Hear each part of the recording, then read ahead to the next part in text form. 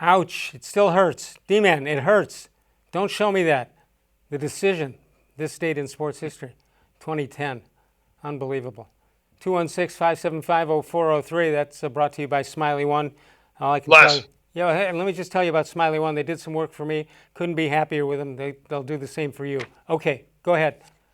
sorry, I did not mean to cut in on That's all right. Smiley One. Awesome company, but I wanted to say this. I don't know that we get the title in 16 without the decision, Les. All the pain that occurred from that from 10 years ago. Yeah. Because here's the deal: if LeBron stays in Cleveland, I don't know that he ever gets that title. I think the pressure continues to build. Well, you don't get He, Kyrie either. what's that? I guess you don't get Kyrie either. Yeah, that's true. I mean, I think he needed to go away. He needed to chase titles. He needed to win multiple titles, which is exactly what he did in the 4 years of Miami. He needed to lose that final year. He couldn't have three in a row, or he had to stay for a shot at a four-peat.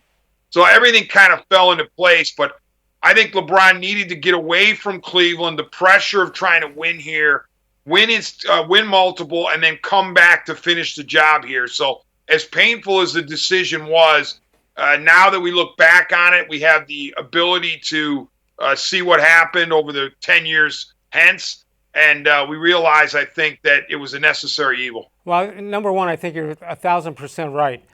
But number two, that really hadn't been brought up till fairly recently. I think most people, if you spell it out like you did, they would agree with you.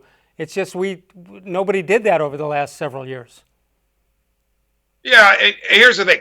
Some would say to me, the decision, the way it was executed was not necessary. And I agree with that. I totally agree with that.